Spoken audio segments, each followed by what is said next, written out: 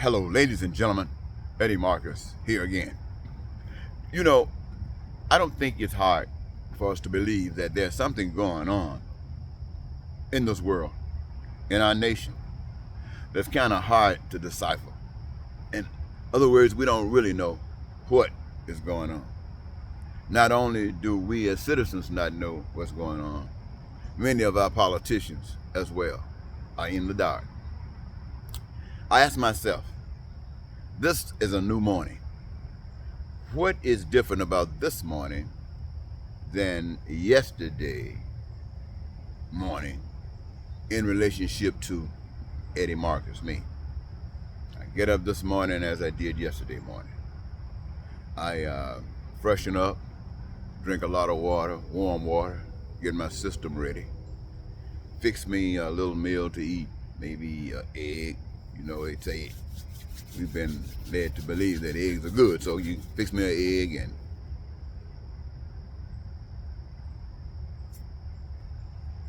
excuse me. Well, I just got a phone call and anyway. So I got a couple of pieces of bacon. Shouldn't be taking that, they say. Then I take a whole big handful of blood pressure medicine and other medicines for other things that have occurred during this time. I want you to know that these are the kinds of things that happened the day before and the day before. And after getting finished with that process, you go around and I don't know about you, but me, I'm thinking about you. I'm thinking about what can I do to wake us up.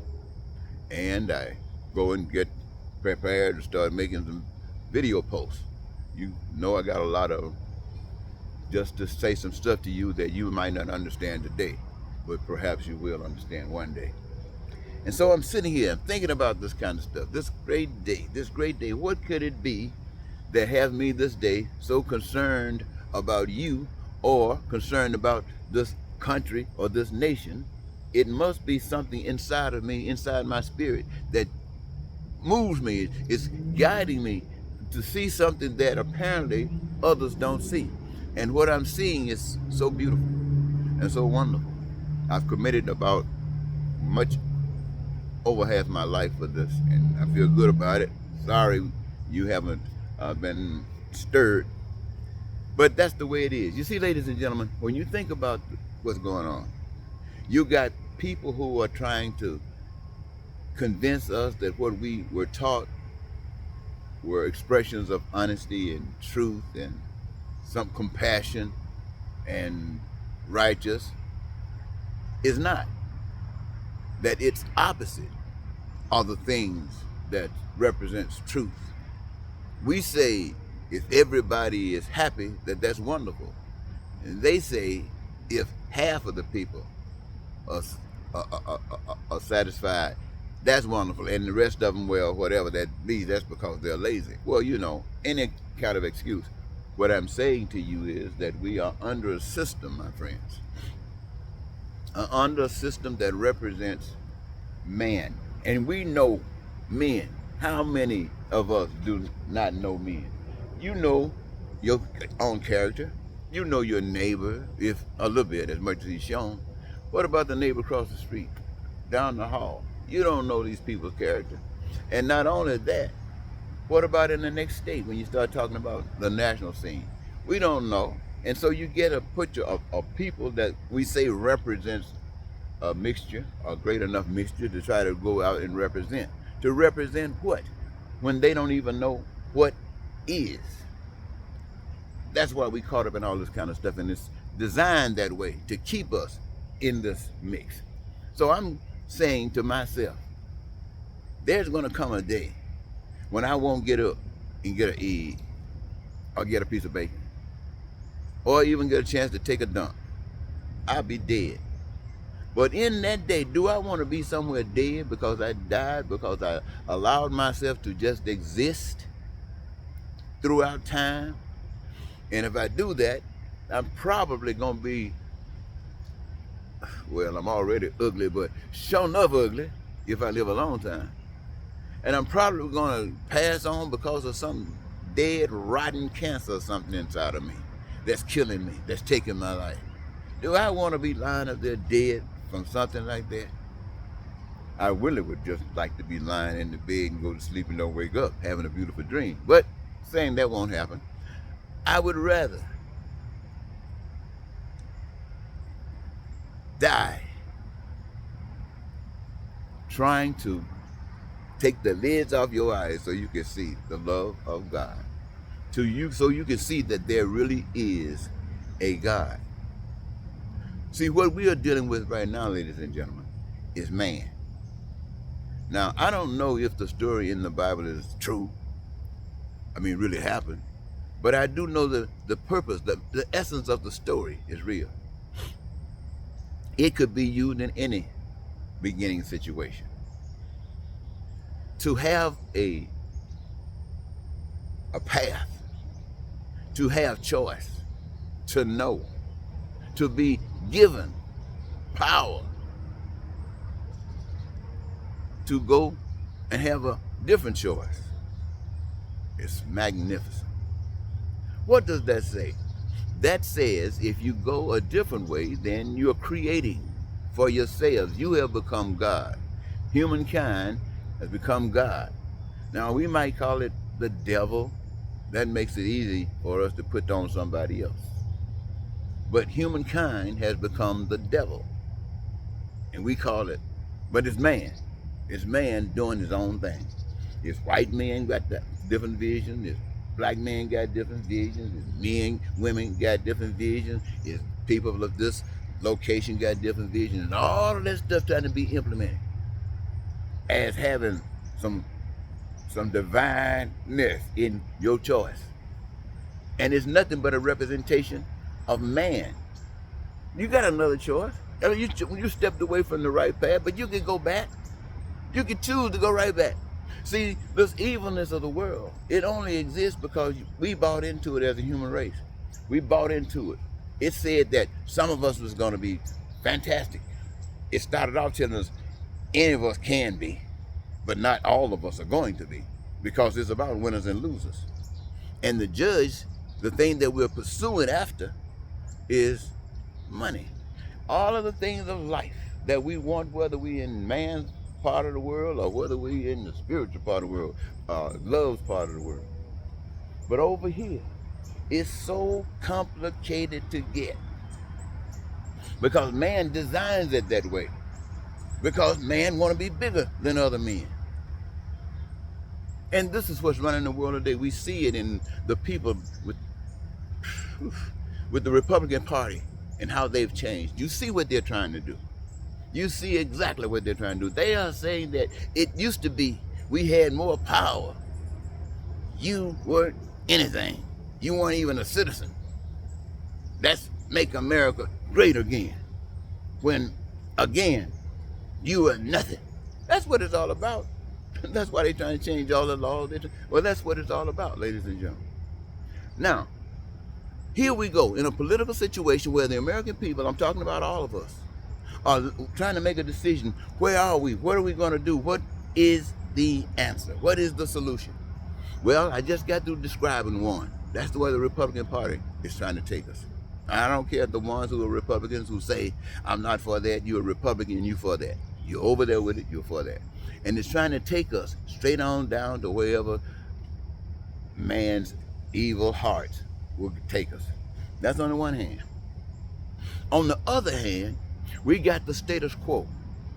We got what we say is so much better than what they're trying to do.